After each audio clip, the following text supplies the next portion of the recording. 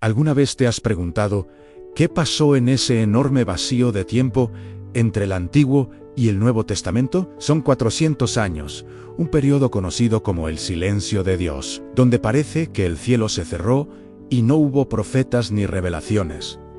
Pero, ¿fue realmente un silencio total? ¿O estaban sucediendo cosas cruciales bajo la superficie, preparando el escenario para la llegada de Jesús? Acompáñame en este viaje fascinante a través de la historia para descubrir qué ocurrió realmente en esos 4 siglos intertestamentarios. La historia comienza con el último profeta del Antiguo Testamento, Malaquías. Él cierra su libro con una promesa y una advertencia a la venida de un mensajero, Elías, que prepararía el camino para el Señor después de él.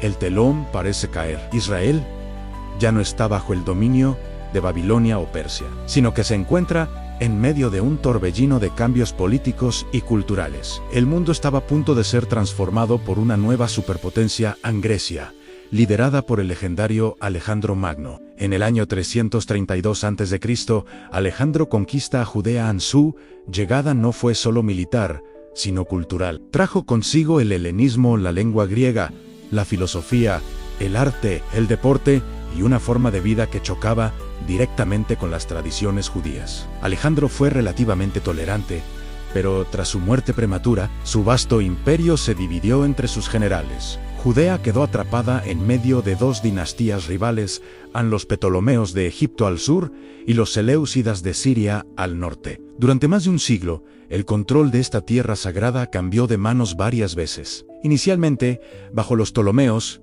los judíos gozaron de bastante libertad religiosa. Fue durante este tiempo que ocurrió uno de los eventos literarios más importantes de la historia, la traducción de las escrituras hebreas al griego. Esta versión, conocida como la Septuaginta, fue monumental. Por primera vez, la palabra de Dios no estaba limitada al hebreo, se hizo accesible a los judíos que vivían fuera de Judea y que ya no hablaban su lengua ancestral, y también al mundo gentil de habla griega. Piensa en esto. Sin la Septuaginta, la difusión del Evangelio años después habría sido mucho más difícil. Dios no estaba en silencio. Estaba preparando las herramientas para su mensaje universal. Pero la paz relativa no duró. El poder cambió de los Ptolomeos a los Seleucidas, y con ellos llegó un rey que cambiaría la historia de Israel para siempre, Antíoco IV Epífanes. Su nombre, Epífanes, significa Dios manifestado, lo que ya nos da una idea de su ego. Antíoco no solo quería gobernar a los judíos, quería erradicar su fe. Lanzó una de las persecuciones más brutales que el pueblo de Dios había enfrentado. Imagina la escena en el año 167 a.C. Antíoco prohíbe la circuncisión, la observancia del Sabot y la posesión de las Escrituras. Entró en el templo de Jerusalén, el lugar más sagrado para los judíos. Lo profanó sacrificando un cerdo en el altar y erigió una estatua de Zeus en su interior. Esto fue la abominación desoladora de la que habló el profeta Daniel. Para el pueblo judío, era el punto de quiebre. No podían quedarse de brazos cruzados, y no lo hicieron. La resistencia surgió de un lugar inesperado, un sacerdote anciano llamado Matatías y sus 5 hijos. Cuando un oficial seleucida intentó forzar a Matatías a hacer un sacrificio pagano, él se negó y mató tanto al oficial como a un judío que estaba dispuesto a obedecer. Ese fue el chispazo que encendió la revuelta de los macabeos, liderados por uno de los hijos de Matatías, Judas, apodado el Martillo o Macabeo.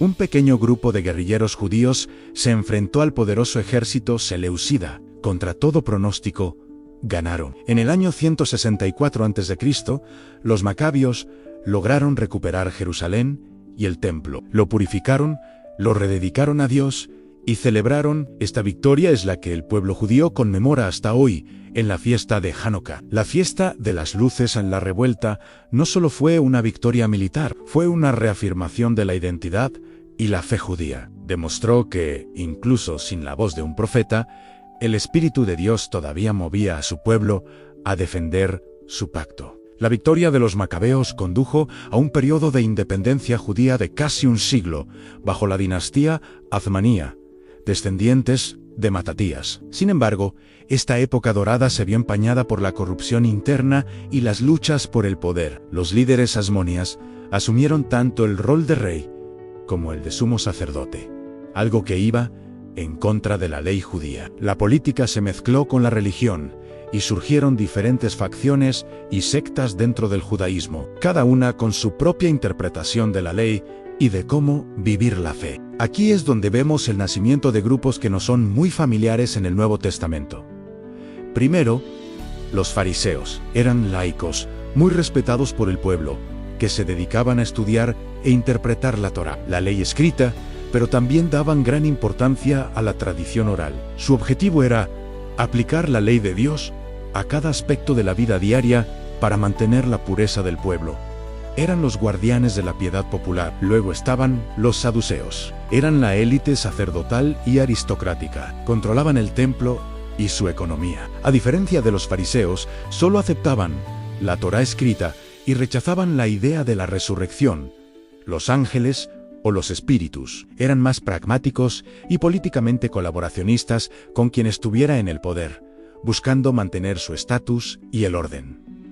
También surgieron otros grupos, como los esenios. Eran una comunidad monástica que, disgustada con la corrupción del templo, se retiró al desierto para vivir una vida de pureza y ascetismo. Se consideran a sí mismos el verdadero remanente de Israel y esperaban la llegada de dos Mesías, uno sacerdotal y uno real. A ellos se les atribuyen los famosos rollos del Mar Muerto, descubiertos que nos han dado una visión increíble de la vida y las creencias de la época. Y por supuesto, estaban los celotes, un grupo más radical y revolucionario, que creía que la única forma de liberar a Israel era a través de la violencia y la lucha armada contra sus opresores. No reconocían a ningún señor excepto a Dios. Toda esta diversidad de pensamiento y creencias muestra que, aunque no había un profeta oficial, el pueblo estaba intensamente comprometido con su fe, debatiendo, estudiando y esperando. La pregunta del Mesías estaba en el aire.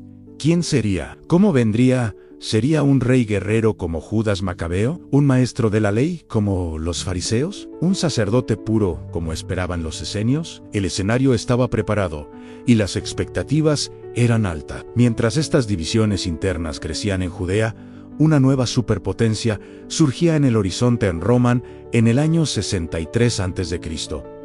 El general romano Pompeyo llega a Jerusalén, aprovechando las luchas internas de los asmoneos, y conquista la ciudad. La independencia judía había terminado. Israel estaba, una vez más, bajo el yugo de un imperio extranjero. Roma instaló a un rey títere, un hombre astuto y cruel, llamado Herodes el Grande.